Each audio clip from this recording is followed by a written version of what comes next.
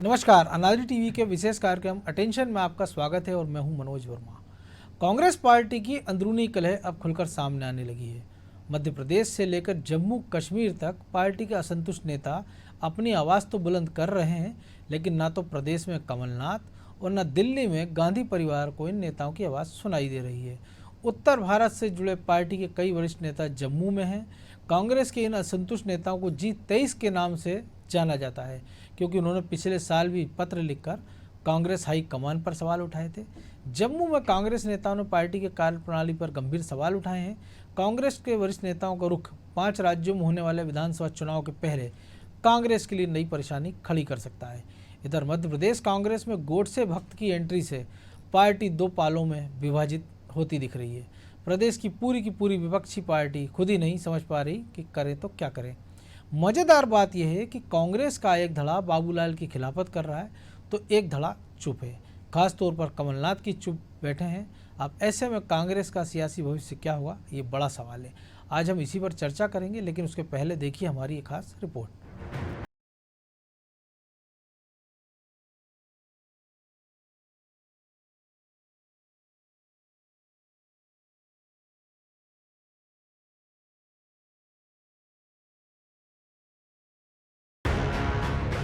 नेताओं के अलग अलग सुरों को पार्टी के तथाकथित लोकतंत्र की आवाज का नाम देने वाला कांग्रेस हाईकमान असंतोष के सुरों को सुनना ही नहीं चाह रहा। भोपाल से लेकर जम्मू तक असंतोष के सुर पार्टी को मजबूत बनाने की आवाज उठा रही है, लेकिन नेतृत्व के कानों में जूं तक नहीं रेंग रही है।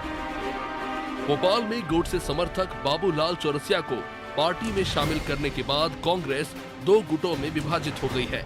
ये विभाजन कमलनाथ और दिग्विजय सिंह समर्थकों के बीच अब साफ नजर आ रहा है। प्रदेश नेतृत्व के कई फैसलों को लेकर आवाज उठा चुके राज्यसभा सांसद विवेक तन्खा जम्मू में G23 नेताओं के मंच पर नजर आ रहे हैं, लेकिन इन सब के बीच ना तो कमलनाथ कुछ बोल रहे हैं और न दिल्ली में गांधी परिवार सुन रहा है। ऐसे में कार्यकर्ता हैरान और परेशान है। नेता इसका उपयोग पुराने हिसाब चुकता करने में कर रहे हैं। कमलनाथ समर्थक पूर्व मंत्री सज्जन सिंह वर्मा ने हिंदू महासभा के नेता बाबूलाल चौरसिया के कांग्रेस में शामिल होने पर उठे विवाद पर इशारों ही इशारों में पूर्व सांसद अरुण यादव पर निशाना साधा। वर्मा ने कहा कि जिन लोगों ने पार्टी में ये मुद्दा उठाया, उनके क्षेत्र के 2 विधायक गोडसे विचारधारा वाली पार्टी में चले गए हैं। हम तो उस विचारधारा से खींचकर लोगों को गांधी की विचारधारा से जोड़ रहे हैं। इसमें क्या बुराई है? इससे एक बार फिर ये बात साबित हुई है कि इस देश में सिर्फ बापू की विचारधारा चलेगी। अरुण यादव ने कहा था कि मैं संघ विचारधारा के खिलाफ लड़ाई सड़कों पर लड़ता हूँ। वह मध्य प्रदेश के प्रभारी कांग्रेस महासचिव मुकुल वासनिक शुक्रवार रात इंदौर पहुंचे थे, जहां उन्होंने कहा कि हिंदू महासभा के बाबूलाल चौरसिया के कांग्रेस में शामिल होने की उन्हें जानकारी मिली है। सारे संदर्भ देखने के बाद ही कुछ कह पाऊंगा। उधर वरिष्ठ कांग्रेसी और दिग्विजय सिंह के समर्थक माणक अग्रवाल ने तो प्रदेश अध्यक्ष कमलनाथ की विचारधारा पर ही सवाल खड़े कर दिए। कमलनाथ जी को स्पष्ट करना चाहिए कि वो गोडसे की विचारधारा के साथ हैं या गांधीवादी विचारधारा के साथ हैं। कांग्रेस पार्टी की विचारधारा हमेशा गांधीवादी विचारधारा रही। जिस तरीके से बाबूलाल चौरसिया जो गोडसे का समर्थक था, समर्थक ही नहीं, उनका मंदिर बनवाया, वहाँ आरती उतारा करता था, उनके गुणगान करता था, उसको कांग्रेस पार्टी में ले लिया। प्रदेश के तमाम कांग्रेस के कार्यकर्ता इस समय बहुत दुखी हैं और लगातार उनके फोन आ रहे हैं। कमलनाथ जी को अपना व्यवहार बदलना चाहिए। जब पूरे देश के अंदर मोदी, अडानी और अंबानी को प्राश्रय दे रहे हैं, वो 2 मोदी और अमित शाह अडानी और अंबानी को प्राश्रय दे रहे हैं, उस समय पर कमलनाथ जी हमेशा अडानी और अंबानी की तारीफ करते हैं। उन्होंने अपने शासनकाल में उनको कर्ज दिया और उनके कर्ज माफ किए। कमलनाथ जी को सारी स्थिति स्पष्ट करना चाहिए कि वो कांग्रेस की विचारधारा से मेल खाते हैं या नहीं खाते हैं, और यदि खाते हैं तो उसको बाबूलाल चौरसिया को बाहर करें और कांग्रेस की वो कहें कि मैं गांधी जी की विचारधारा और कांग्रेस की विचारधारा के साथ हूँ। देखिए, ये सारे विषय जो दिखाई दे रहे हैं ये कांग्रेस पार्टी के लिए विषय हो सकते हैं, लेकिन भारतीय जनता पार्टी के लिए विषय नहीं है। भारतीय जनता पार्टी के लिए एक ही विषय है कि जिस तरीके से कांग्रेस पार्टी में अंतर्कलह चरम पर दिखाई दे रहा है, लगातार कमलनाथ जी अपनी सक्रियता विधानसभा में दिखाने का प्रयास कर रहे थे, लेकिन कहीं भी वो खड़े दिखाई नहीं दिए। और उसके बाद लगातार पहले जो है जिस तरीके से अरुण यादव जी ने उनपे प्रश्न चिन्ह खड़ा किया, बाद में सुभाष सोजतिया जी आ गया, माणक अग्रवाल जी प्रश्न कर रहे हैं। इससे बहुत साफ है कि कमलनाथ जी अब एकमत नेता मध्य प्रदेश में कांग्रेस के नहीं रह गए। उनको अपनी स्थिति स्पष्ट करना चाहिए और दिग्विजय सिंह, अरुण यादव जैसे वरिष्ठ नेता हैं, सुरेश पचौरी जैसे वरिष्ठ नेता हैं, उनको जिस तरीके से किनारे करके कमलनाथ जी राज चलाने का प्रयास कर रहे हैं, इसमें मुझे लगता है आने वाले दिनों में कांग्रेस की स्थिति और खराब होने। इधर कांग्रेस लीडरशिप से नाराज पार्टी के सीनियर लीडर ने जम्मू में शांति सम्मेलन का आयोजन किया है। कार्यक्रम में पहुंचे कांग्रेस नेता कपिल सिब्बल ने कहा कि कांग्रेस कमजोर हो रही है। उन्होंने दो टूक कहा है कि कांग्रेस पार्टी हमारे अनुभव को इस्तेमाल क्यों नहीं कर रही। हम क्यों यहाँ इकट्ठा हुए? सच्चाई तो ये है कि कांग्रेस पार्टी हमें कमजोर होती दिख रही है और इसलिए हम यहाँ इकट्ठा हुए हैं और पहले भी इकट्ठा हुए थे। हम इकट्ठा होकर इसको हमें मजबूत करना। खुशकिस्मती है वो ये है कि हम गांधी जी की छत्र छाया में ये बात आपके सामने रख रहे हैं। गांधी जी सच्चाई के रास्ते पे चलते थे, ये सरकार झूठ के रास्ते पे चल रही है। गांधी जी अहिंसा को गले लगाते थे, ये हिंसा को गले लगा रही है। तो बात तो ये गांधी जी की करते हैं, लेकिन ना सच्चाई का रास्ता अपनाते हैं और ना हिंसा का अपनाता रास्ता। कांग्रेस से नाराज इन नेताओं को G23 के नाम से जाना जाता है। इन नेताओं ने कांग्रेस की अंतरिम अध्यक्ष सोनिया गांधी को लिखी चिट्ठी में पार्टी को चलाने के तौर तरीकों पर सवाल उठाए थे। यही नेता शनिवार को जम्मू में इकट्ठा हुए और अपनी ताकत दिखाई। कार्यक्रम में पहुंचे राज बब्बर ने कहा कि लोग हमें G23 कहते हैं, लेकिन मैं इसे गांधी 23 कहता हूं।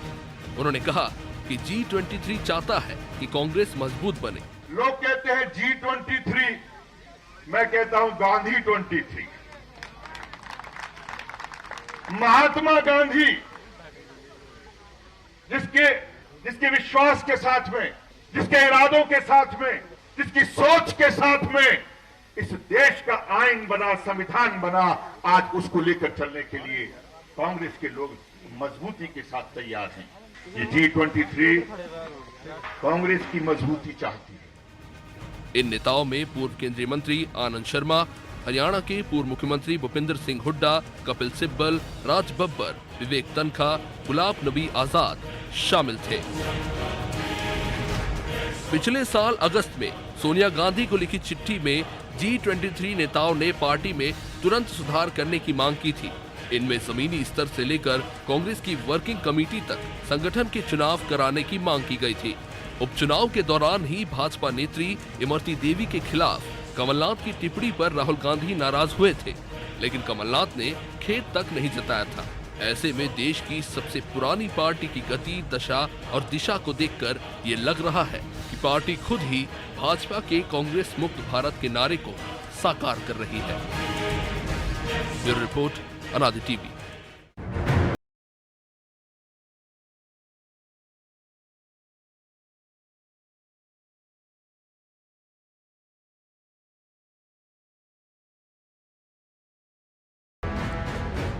तो इसी पर चर्चा करने के लिए हमारे साथ जुड़े हुए हैं अनादि टीवी के एसोसिएट एडिटर प्रभु पटेरिया और ब्यूरो हेड ब्रजेश चौक से। सबसे पहले प्रभु जी आपके पास जम्मू का जिक्र इसलिए क्योंकि जो लब्बो लुआब ये है कि वहाँ जो दिल्ली का नेतृत्व उसको लेकर सवाल उठाए जा रहे हैं और जो कुछ घटनाक्रम हम मध्य प्रदेश में देख रहे हैं बाबूलाल चौरसिया की एंट्री के बाद से। पिछली बार भी हमने देखा था इन 23 नेताओं की जब चिट्ठी लीक हुई थी उस समय 30 नेता थे। इसके बाद राहुल गांधी ने नाराज़गी जताई और टाइमिंग पर सवाल उठाए थे कि आखिर यह टाइम क्यों चुना गया है जब सोनिया गांधी बीमार हैं, दिल्ली से बाहर हैं। मध्य प्रदेश की बात इसलिए क्योंकि बाबूलाल चौरसिया की एंट्री के बाद से तमाम सारे नेता, चाहे वो दिग्विजय सिंह हो, अरुण यादव हो, माणक अग्रवाल हो, तमाम सारे नेता सवाल उठा रहे हैं। और जो कमलनाथ खेमा है वो कमलनाथ चुप है और उनके खेमे के जो लोग हैं वो उन आवाज़ उठाने वालों पर सवाल उठा रहे हैं। तो पार्टी गोंदे और गांधी और गोड से दो हिस्सों में बढ़ती नजर आ रही है। तो इसको कैसे देखें कि ये नेतृत्व के खिलाफ संघर्ष देखा जाए इसको, या व्यक्ति विशेष के खिलाफ, या पार्टी ये तय नहीं कर पा रही है कि उसको किस आइडियोलॉजी पर जाना है। और अगर हम इस जम्मू की इस तस्वीर की बात करें तो एक खास बात ये है कि जितने नाराज नेता उस मंच पर दिखाई दिए हैं वो सारे के सारे भगवा रंग उनकी पगड़ियों में दिख रहे हैं। तो क्या वो एक संकेत भी दे रहे हैं कि भगवा से उनको परहेज नहीं है? बिल्कुल मनोज जी, यदि मैं G23 से ही बात शुरू करता हूं जहां आपने खत्म की है, तो पहली बार कांग्रेसी नेताओं का, और खासकर ये रिबेल नेता जिनको विरोधी नेता कहा जाता है, जिनके सुर तो बगावती हैं चिट्ठी लिखने में, जिनके सुर बगावती हैं कांग्रेस की बैठकों के बाहर, लेकिन जब फोरम पे बात करने की बात आती है तो भीगी बिल्ली बन जाते हैं और फिर जी हुजूरी में शामिल हो जाते हैं। हमें याद है जब अभी पैकेज में बताया गया कि पिछले साल जनवरी में जब इन्हें चिट्ठी लिखी थी, उसके बाद जो बैठक हुई थी कांग्रेस वर्किंग कमेटी की, तो उस बैठक में अकेले राहुल गांधी ने धुर्रे छुड़ा दिए थे सारे बगावती सुर वाले नेताओं के, और किसी की आवाज़ भी नहीं निकली थी। बिल्कुल। तो ये वो लोग हैं जो बाहर तो चिल्लाते हैं, अंदर नहीं चिल्ला पाते, जहाँ पर बोलना है वहाँ पर नहीं बोलते। ये शायद कांग्रेस आला कमान को ही पता है। अब जो दिल्ली से लेकर जम्मू और जम्मू से लेकर यदि हम मध्य प्रदेश तक की स्थिति को आकलन करते हैं तो कांग्रेस का चूँकि नेतृत्व कमज़ोर है, अक्षम है, बिस्तर पे पड़ा हुआ है, यदि राहुल गांधी के शब्दों में कहें तो वो नेतृत्व की कमजोरी का फायदा हर कोई अपने स्तर पर उठा रहा है। मध्य प्रदेश के यही नेता कमलनाथ चलती विधानसभा में कहते हैं कि उनके 10-12 कांग्रेस के विधायक मिलकर एक ग्रुप बना लें और नेता विपक्ष की भूमिका निभाएं, लेकिन वो नेता विपक्ष का पद नहीं छोड़ना चाहते। वो लड़ाई सदन में 1 घंटे लगातार 2 घंटे बैठकर सदन में लड़ाई नहीं लड़ना चाहते, वो पीसीसी भी नहीं छोड़ना चाहते। इसीलिए वो मुख्यमंत्री के शुरुआती भाषण में कह देते हैं कि मैं आपसे पार नहीं पा सकता। जी, वो प्रदेश कांग्रेस कार्यालय में भी बैठकर काम नहीं करना चाह रहे, वो भोपाल में पूरे समय बैठकर कांग्रेस के लिए काम नहीं करना चाह रहे। और मनोज जी, ये इस मध्य प्रदेश का कांग्रेस का एक एक कार्यकर्ता जानता होगा और दिल से स्वीकार करेगा इस बात को। जी, उसी तरीके से कि जैसे वो लोग बाहर बोलते हैं, अंदर नहीं बोल पाते, उसी तरीके से इस बात को कांग्रेस का कार्यकर्ता अकेले में तो बोल देगा, लेकिन सार्वजनिक तौर पर नहीं बोल पाएगा कि मध्य प्रदेश में कांग्रेस की 15 साल बाद बनी सरकार यदि किसी कारण गिरी है तो उसके लिए एकमात्र जिम्मेदार व्यक्ति है कमलनाथ। बिल्कुल, निश्चित तौर पर वो संभाल नहीं पाए। सरकार के मुखिया के नाते उनके पास सारे अवसर थे सरकार को संभालने के, बचाने के, लेकिन वो संभाल नहीं पाए। तो ये इस तरीके की अराजक स्थिति दिल्ली से लेकर यहाँ तक है। और किस तरीके से वो केसरिया पगड़ी पहनकर यदि वो कह रहे हैं तो वो संकेत दे, बिल्कुल स्वाभाविक तौर पर संकेत दे रहे हैं कि यदि हमारी बात नहीं मानी गई, वो पिछली बार बात नहीं मानी गई थी, तो हमारे लिए जो है भगवा पार्टी के भी दरवाजे खुले हुए हैं। एक और इसमें खास बात भी है प्रभु जी कि जो आयोजक हैं वो गुलाम नबी आज़ाद हैं, और गुलाम नबी आज़ाद के लिए जो भाव नरेंद्र मोदी ने व्यक्त किए थे वो भी एक बड़ा संकेत है। बिल्कुल, वो संकेत नरेंद्र मोदी ने वो संकेत ही दिए थे, क्योंकि आप देखिए 5 राज्यों के चुनाव होने के बाद बिल्कुल जम्मू कश्मीर के चुनाव होने वाले हैं, तैयारी उसकी चल रही है, और वहाँ पर भारतीय जनता पार्टी को जीतना है, यदि वहाँ पर अपनी जगह बनाने, जिस तरीके से वहाँ के जो नीचे के चुनाव हुए उसमें भाजपा को उतना अच्छा बहुमत नहीं मिला कश्मीर के इलाकों में, क्योंकि घाटी में बीजेपी को प्रवेश करना तो है। उनको यदि वहाँ पर जगह बनानी है तो वहाँ पर किसी ऐसे चेहरे की जरूरत है जो दूसरी पार्टी से आया हो, बड़ा नाम हो। गुलाम नबी आज़ाद हो सकते हैं। प्रधानमंत्री नरेंद्र मोदी और गुलाम नबी आज़ाद दोनों एक पालने में नहीं झूले बचपन में, दोनों को एक जैसा खाना नहीं खाया, दोनों का एक जैसा आचरण नहीं है। दोनों ने उस घटना के पहले और दोनों का भी एक साथ किसी सदन में नहीं रहे, अभी को छोड़ दे तो जिस दिन नरेंद्र मोदी भावुक हुए उसके पहले दोनों एक दूसरे के खिलाफ ही बोलते रहे। बिल्कुल, लेकिन अचानक जो भावनात्मक उभार आया है उसकी वजह यही है कि कांग्रेस ने गुलाम नबी आज़ाद को मुक्त कर दिया। जो जिस फोरम पे बैठते थे उस संसद में, वहाँ से बाहर कर दिया, उनको जगह नहीं दी आगे आने के लिए, और वो खाली हैं। और भारतीय जनता पार्टी को गुलाम नबी आज़ाद के घर में या जम्मू कश्मीर में जगह बनानी है। तो स्वाभाविक तौर पर ये एक लालीपॉप है, जैसे हम बंगाल में देख रहे हैं कि ममता के जो खास लोग थे वो भारतीय जनता पार्टी में आ रहे हैं, भाजपा से चुनाव लड़ रहे हैं, भाजपा से पद पा रहे हैं। तो वही स्थिति वहाँ पर वो, तो शायद वही एक संकेत है, वही बात है जिसको लेकर 23 भी वहाँ पर इकट्ठे हुए हैं। और इनके सिर पर यदि कश्मीर में भगवा पगड़ी दिखाई देती है तो इसका आशय यही है कि वो कह रहे हैं कि कांग्रेस को सुधारना है तो हमारी बात सुनिए, और नहीं सुधारना है तो हमको, हमारे लिए भी रास्ते खुले हुए हैं। तो फिर चूंकि नरेंद्र मोदी पार्टी एक खुला आसमान है, बिल्कुल वहाँ कपिल सिब्बल से लेकर सभी लोग समाहित हो सकते हैं। ये कमलनाथ की पार्टी जैसा नहीं है कि जिनने एक मामूली पार्षद उम्मीदवार को गोडसे विचारधारा वाले को ले लिया तो कांग्रेस में बवाल मच गया। भारतीय जनता पार्टी में पूरी कांग्रेस समाहित हो जाए तो भी कहीं कोई आवाज़ नहीं उठने वाली है। बिल्कुल। तो इसलिए वो पूरा संकेत वहाँ पर वो है, वो उनका आमंत्रण है, ये समर्पण का भाव भी है और सारी चीज़ों का समावेश इन दोनों घटनाओं में मनोज जी। ब्रजेश जी, एक बड़ी कॉमन चीज़ है कि हम देखते हैं कि 9 दिसंबर 2020 की बात करें तब नेतृत्व परिवर्तन की बात उठती है, और उसके पहले जब मार्च 2020 में सरकार नहीं गिरी थी तब 4 मार्च को एक सुझाव देते हैं विवेक तनखा। विवेक तनखा का जिक्र इसलिए क्योंकि जो G23 की हम बात कर रहे हैं उनमें एक बड़ा नाम विवेक तनखा मध्य प्रदेश से आते हैं। तब भी उन्होंने कमलनाथ को यह नसीहत दी थी कि वो कार्यकर्ताओं की सुने, सबको साथ लेकर चलें। इसके साथ उन्होंने एक और चीज़ कही थी कि मध्य प्रदेश को फुल टाइम एक अध्यक्ष की दरकार है। अब उसके कुछ दिनों बाद ही एक पखवाड़े के अंदर कमलनाथ फ्री हो गए, लेकिन जैसा प्रभु जी ने भी कहा कि वो अनबने भाव से, जैसे राहुल गांधी को हम देखते हैं कि अनबने भाव से वो जिम्मेदारी निभा रहे हैं, जिसका पूरा नुकसान कांग्रेस को हो रहा है। तो आपको लग रहा है कि मध्य प्रदेश में कोई ऐसी स्थिति बनती दिखे कि विवेक तनखा के नेतृत्व में अगर वहाँ उनकी सुनवाई ना हो रही तो वो मध्य प्रदेश में एक नए सिरे से मोर्चा खोलें, और वो एक ऐसा चेहरा हो सकता है जो मध्य प्रदेश में एक परिवर्तन के बजाय कांग्रेस के लिए लिया है, क्योंकि एक एनर्जेटिक चेहरा उनको माना जाता है सिंधिया के जाने के बाद। देखिए मनोज जी, मध्य प्रदेश में जिस तरह से कांग्रेस में चल रहा है, बगावत के सुर उठने लगे हैं, तो आप देखिए कि जिस तरह G23 की बात हो रही है तो G23 मध्य प्रदेश में भी बनते आसार दिखने लगे हैं। जिस तरह से बगावत G23 तो आप देखिए कि उसकी अगुवाई कौन कर रहा है, अरुण यादव। पर्दे के पीछे कौन है, तो निश्चित तौर पर वैसे भी कांग्रेस कार्यकर्ता कहने लगे हैं कि हमारे अध्यक्ष पार्ट टाइमर हैं, फुल टाइमर नहीं है, हमें फुल टाइमर अध्यक्ष चाहिए जो संगठन को बढ़ा सके। नगरीय निकाय की चुनाव की बात आ रही है, कोई तैयारियां नहीं है, भाजपा तैयारियों में जुट गई है, भले ही वो चुनाव परीक्षा के बाद हो, लेकिन जब आप अध्यक्ष ही नहीं बैठेगा, संगठन पर ध्यान नहीं देगा, तो निश्चित तौर पर बगावत के सुर उठेंगे ही। और मध्य प्रदेश में जैसा लग रहा था कि अब कमलनाथ जी किसी न किसी एक को एक पद छोड़ देंगे और किसी दूसरे को दे देंगे, लेकिन वो जब कार्यकर्ताओं को भी लग रहा है, उसके अन्य जो नेता हैं, जो दूसरे खेमे के नेता, उनको भी लग रहा है कि वो कुछ छोड़ना ही नहीं चाहते और हाईकमान कुछ ध्यान नहीं दे रहा है, तो उसके लिए बगावत करना निश्चित तौर पर शुरुआत हो गई है। क्योंकि जब तक आप शोर नहीं मचाओगे तब तक रोगे नहीं, तो कहते हैं ना जब तक बच्चा रोता नहीं है माँ भी दूध नहीं पिलाती। तो ये रोने की जो शुरुआत हुई है बाबूलाल चौरसिया के बहाने, तो ये कुछ ना कुछ बदलाव तो लाएगी।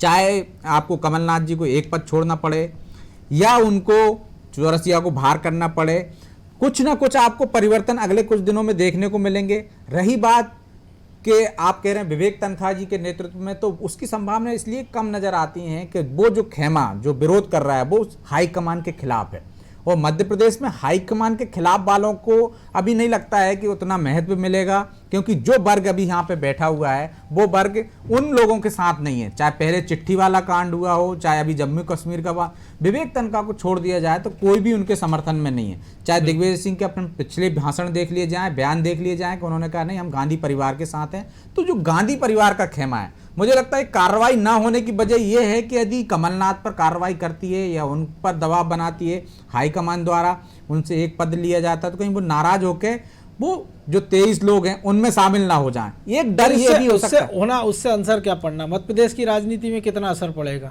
देखिए, जो दिल्ली के लोग हैं उनको मध्य प्रदेश में, जैसे राहुल गांधी को आप क्या धरातल पे कोई समझ है क्या? उनको लग रहा है कमलनाथ, यदि ऐसी समझ होती तो तभी वो शर्तें मान लेते, सिंधिया की शर्तें मान लेते और सख्ती से पेश आते, लेकिन नहीं आ पाए। तो अभी कांग्रेस जो जिस तरह से जमीन खो रही है, लेकिन शर्त उन्होंने फिर राजस्थान में भी नहीं मानी ना, सचिन पायलट की दिक्कत तो यही है। दिक्कत वहां राजस्थान में सिर्फ 2 लोग ऐसे थे, यहाँ पे दिग्विजय सिंह भी तीसरे मोर्चे पे थे। दिग्विजय सिंह को भी नाराज नहीं करना चाहते क्योंकि उनके समर्थकों की संख्या भी विधायकों की ज्यादा थी, और कमलनाथ और दिग्विजय सिंह एक हो गए थे, इसलिए सिंधिया को नाराज करना मजबूरी हो गई थी। वहां पे उतनी परिस्थितियां नहीं थी या वैसी परिस्थितियां बन नहीं पाई। दूसरा खेमा क्या, वहां पे जो आपका भाजपा का जो गुट था वो गुट सपोर्ट में नहीं आया, सचिन पायलट के हित में नहीं आया, उसको लेने के लिए राजी नहीं हुआ, तो कहीं ना कहीं भाजपा की भी जरूरी आंकड़ा वो सिंधिया जैसा नहीं जुटा पाई, ये कह सकते हैं। हाँ, ऐसा कह सकते हैं।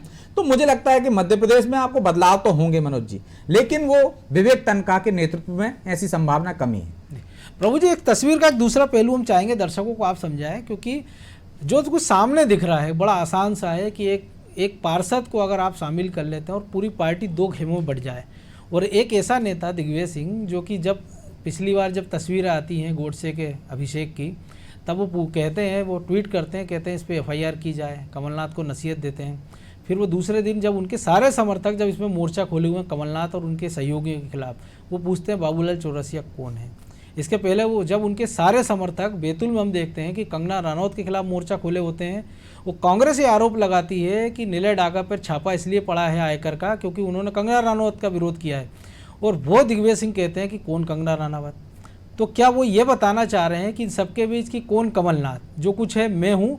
और उनके समर्थकों को एक मौका मिल गया, एक तरह से उन्होंने शह दे दी है कि एक अच्छा मौका है कि दिल्ली तक, क्योंकि दिल्ली में उनके लिए रास्ता बचा नहीं कमलनाथ का, जो कुछ बचा उनके लिए यहीं बचा है। तो यहाँ आर पार की लड़ाई में दिग्विजय सिंह ये बताना चाह रहे हैं कि जंगल में शेर इकलौता मैं ही हूँ।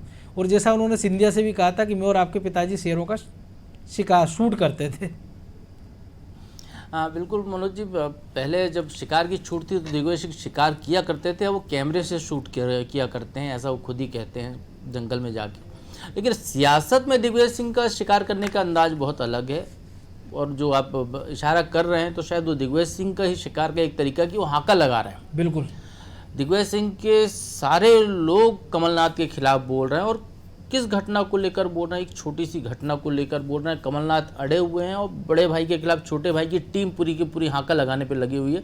और छोटे भाई अभी फिलहाल बैठकर आराम से मचान पर बैठकर देख रहे हैं कि शेर बिल्कुल निशाने पे आ जाए तब वो निशाना जाए। बिल्कुल जी, तो ये स्थिति बिल्कुल कांग्रेस में दिखाई दे रही है। और शुरुआत किसने की, आप ये देखिए, शुरुआत की अरुण यादव ने। अरुण यादव वो व्यक्ति हैं जिनको हटाकर कमलनाथ को पीसीसी चीफ बनाया गया था। बिल्कुल, अरुण यादव उस समय नाराज भी हुए, फिर पार्टी ने उनको चुनाव भी लड़ाया, वो एक अलग कहानी। लेकिन अरुण यादव वो व्यक्ति हैं, जब किसान आंदोलन चला तो दिग्विजय सिंह ने ही कहा, सबसे पहले कहा कि अब अरुण यादव को लीड करना चाहिए। बिल्कुल, इससे उनके दो आशय थे कि प्रदेश कांग्रेस को उनको लीड करना था, उस आंदोलन की अगुवाई करने के जरिए वो फिर से स्थापित करते कि प्रदेश के वही एक नेता है जिनके नेतृत्व में कांग्रेस आगे संघर्ष कर सकती है। क्योंकि यदि हम पिछले 15 साल के ट्रैक रिकॉर्ड को देखते हैं, जब कांग्रेस विपक्ष में रही तो उस 15 साल में केवल एक ही व्यक्ति दिखाई देता है मनोज जी जिसने वाकई में सड़क पर उतरकर संघर्ष किया था, वो था अरुण यादव। इसके पहले के तमाम अध्यक्ष कांग्रेस के या उसके बाद के अध्यक्ष केवल दिखावटी संघर्ष तक ही रहे कि एक बस पर चढ़े होकर फोटो खिंचा लीजिए, एक मंच पर खड़े होकर भाषण दे दीजिए और अपने अपने घर चले जाइए। बिल्कुल, तो ये दिग्विजय सिंह की नजर थी। और ये हो सकता है कि दिग्विजय सिंह का एक दांव भी हो, जो गारा बांधना कहते हैं ना, जिसको हाका जब लगाया जाता है, तो ये गारा बांध रहे हो अरुण यादव को दिग्विजय सिंह, कि अरुण यादव आगे लीड करें, उनको देखकर शिकार आए सामने और वो फिर शिकार करें। तो इस तरीके की परिस्थितियां कांग्रेस में दिखाई दे रही, क्योंकि दिग्विजय सिंह को समझना हर किसी के लिए असंभव सी ही बात है। बिल्कुल, वो कब क्या कदम उठाते हैं, कब क्या बोलते हैं। वही दिग्विजय सिंह जिनको कंट्रोवर्सी खड़ी करने की आदत है, बिल्कुल, इस देश में बड़ी बड़ी कंट्रोवर्सियां उनने खड़ी की हैं, वो दिग्विजय सिंह। ये जो 2-3 कंट्रोवर्सी अभी हुई हैं जिनका जिक्र आप करें, इस पे अनजान है। वो कहते हैं कि ये कौन मैं नहीं जानता। कंगना रनौत जैसी कंट्रोवर्सी को नहीं जानते, वो बाबूलाल चौरसिया को नहीं जानते। इसी घटना पर दिग्विजय सिंह पहले कई बार बयान दे चुके हैं। यही कमलनाथ मनोज जी, इन्हीं कमलनाथ ने जब शिवराज सरकार के दौरान, अभी पिछली जनवरी, इसके पहले की जनवरी में, बिल्कुल, जब वहाँ पर पूजा पाठ हो रहा तो कमलनाथ ने जो बात कही थी, यदि वो अपने ट्वीट पढ़ लें तो शायद कमलनाथ को ही आत्मग्लानि हो जाए। वो गांधी की विचारधारा और गोडसे की विचारधारा का फर्क बता रहे थे। वो कह रहे थे कांग्रेस कभी ऐसे लोगों को स्वीकार नहीं करेगी, और कांग्रेस अब उनको स्वीकार करके बैठी और कमलनाथ चुप्पी साधे बैठे। वही कमलनाथ जब शिवराज की सरकार थी तो वो FIR की बात करते थे कि ऐसे लोगों को प्रदेश से बाहर। देखते हैं कि जो कांग्रेस कहती थी कि जो दागी लोग हैं बीजेपी में जाते हैं, एक वॉशिंग मशीन में धो के पाक साफ हो जाते हैं, तो कांग्रेस ने एक नई मशीन बना ली है कि गोडसेवादी आएगा, उसमें धुल के गांधीवादी हो जाएगा। ये तो कोयले को सफेद करने वाला काम है मनोज जी, वॉशिंग मशीन का काम नहीं कि कपड़े का दाग धुले। यह तो विचारधारा गोडसे वाला या गांधी तक हो गया। तो हंस बनाने वाली कोई मशीन कमलनाथ जी ने बनाई होगी, क्योंकि कमलनाथ जी बड़े उद्योगपति हैं। जैसा अभी हम मानक अग्रवाल को सुन रहे थे कि अडानी अंबानी से लेकर दुनिया के तमाम उद्योगपतियों से उनके घरेलू ताल्लुकात हैं। बिल्कुल, तो हो सकता है कि उन्होंने कोई ऐसी मशीन का इजाद करा ली हो कि जहाँ कौवा सफेद हो जाता है, हंस बन जाता हो। तो बाबूलाल चौरसिया कांग्रेस में कमलनाथ जी का हाथ लगते ही साथ तो इतने पवित्र हो गए कि अब वो जो मोती चुग सकते हैं। शायद उनके जहन में सफेद शेर होगा, इसीलिए वो बिंद में खासा ध्यान भी दे रहे हैं। जी, और रही बात कमलनाथ की, तो मनोज जी बिल्कुल ये एक मतलब अंदर खाने की बात जो सुनाई दे रही है कि कमलनाथ के लिए अब दिल्ली में कोई जगह नहीं है। वो जिस जगह पर जाने की कोशिश कर रहे थे अहमद पटेल के निधन के बाद जो खाली हुई, वहाँ पर भी उनको कांग्रेस आला कमान लेने को तैयार नहीं है, क्योंकि कमलनाथ अपने बेटे को चुनाव लड़ाने के बाद से राहुल गांधी की नज़रों से उतर गए हैं और सोनिया गांधी की वो मजबूरी है, ऐसा कहा जाता है। बिल्कुल, और चूंकि कांग्रेस की कमानी अब राहुल गांधी के हाथ में जाने वाली है, तो इसलिए कमलनाथ के लिए दिल्ली में कोई जगह नहीं है। और मध्य प्रदेश में वो जिन पदों पर हैं, यदि इनमें से कोई भी पद छोड़ते हैं तो दोबारा उनको मिल जाए या उनका कोई कद आगे बढ़ता दिखाई दे, क्योंकि उम्र के उस पड़ाव पर है जहाँ से ढलान ही आना है। कुछ आइटम मतलब ऐसे हो जाते हैं जिनकी समय के साथ उपयोगिता खत्म हो जाती जी है। नहीं मनोज जी, ये सभी के साथ होता है। कमलनाथ जी ने अपने जीवन के सारे उत्कर्ष देख लिए। एक मुख्यमंत्री का पद था जो उनके जीवन में नहीं आया था, वो भी आ गया। अब इसके बाद अब उनके पास कोई संभावना नहीं, तो अब यदि वो जो भी पद छोड़ेंगे वो पद दोबारा उनको या उनके किसी व्यक्ति को तो मिलता हुआ नहीं दिखाई देता। तो इसलिए वो कोई भी पद नहीं छोड़कर सभी पदों पर खुद ही कायम रहना चाहते हैं। अहम ब्रह्मास्मि का जो भाव उनका है, शायद वही कांग्रेस के लिए भस्मासुर भाव भी साबित हो रहा है। बिल्कुल। ब्रजेश जी, एक छोटी सी टिप्पणी आपसे भी, जो प्रभु जी ने कहा कि उन्होंने उत्कर्ष तो सब देख लिया, लेकिन कई सारे नेता हमने देखे हैं जिन्होंने पतन भी देखा है। चाहे हम मनमोहन सिंह की बात करें, सोनिया गांधी की बात करें, 10 साल तक उन्होंने रिमोट से केंद्र की सरकार चलाई, और अब ये स्थिति है पिछले 2 टर्न से कि पार्टी के पास नेता प्रतिपक्ष लायक स्थिति भी नहीं है। तो क्या अभी कमलनाथ को बहुत कुछ देखना बाकी है, या दिग्विजय सिंह जैसा प्रभु जी ने कहा है कि एक मचान पर बैठ के निशाने की तलाश में कि जिस दिन रेंज में आए वो उस दिन खेल खत्म? मनोज जी, मुझे लगता है कि कमलनाथ जी को जो राजनीति में जिस मुकाम पे पहुंचना चाहिए था वो उस मुकाम पे पहुंच चुके हैं, और वो पतन उनका उसी समय से शुरू हो गया था जब वो मुख्यमंत्री की कुर्सी से हटे थे। तो हम ये नहीं कह सकते कि अब उनको और कुछ बड़ा मिलने की, मध्य प्रदेश में सरकार बनाने की संभावना है नहीं है। दिल्ली में कहा था दीनहीन की मेरा क्या कसूर। अब तो जो है दौर उनका पतन का ही चल रहा है, वो उस मचान से उतर गए हैं और निशाना लगाने के लिए, जैसे कि प्रभु जी ने बताया, एक दिग्विजय सिंह बैठे हैं, जैसे ही टारगेट पे आएंगे अगला शिकार वही होने वाले हैं। बड़ी बात है, और इंतजार करिए कि शिकार कौन बनता है और शिकारी कौन बनता है। इसके लिए बहरहाल आप दोनों का बहुत शुक्रिया। तो निश्चित तौर पर जो सुरों पर असहमति है कि ऐसी पार्टी जो शायद देश नहीं दुनिया की सबसे पुरानी पार्टियों में है, और जिसके बारे में कहा जाता है कि उसकी पार्टी के अंदर से जो सुर उठते हैं उनको कहा जाता है कि ये लोकतंत्र के सुर हैं, लेकिन फिलहाल जो सुर उठ रहे हैं उनको पार्टी के विरुद्ध माना जाता है, चाहे वो जम्मू में हो, चाहे वो दिल्ली में हो, चाहे हम भोपाल की बात करें, प्रदेश के किसी भी हिस्से में। तो एक ऐसी पार्टी जो विचारधारा को पीछे छोड़ते हुए नेताओं के इर्द गिर्द समेट कर रह गई है, तो ऐसी स्थिति में अगर कार्यकर्ता या जो नेता हैं छोटे मोटे, वो विचारधारा को छोड़कर अगर पार्टी जिंदाबाद के नारे नहीं लगाएं, अगर व्यक्ति विशेष की पूजा में जुट जाएं, तो उस पार्टी का पसंद सुनिश्चित है, और कांग्रेस इसका एक सबसे बड़ा उदाहरण है। तो उम्मीद की जाना चाहिए कि शायद गांधी परिवार इससे कुछ सबक ले, मध्य प्रदेश में कांग्रेस के जो बड़े नेता इससे सबक लें, क्योंकि देश में एक मजबूत विपक्ष भी इसीलिए ज़रूरी है ताकि वो सरकार पर अंकुश का काम कर सके, क्योंकि सत्ता का मधुमत साथी जब दौड़ता है तो वो किसी को छोड़ता नहीं है, इसलिए एक अंकुश जरूरी है। तो उम्मीद की जाना चाहिए शायद कांग्रेस आने वाले दिनों में इस अंकुश की भूमिका को बेहतर तरीके से निभाए। तो अटेंशन में आज इतना ही, मुझे दीजिए इजाज़त, और आप देखते रहिए अनादि टीवी। नमस्कार।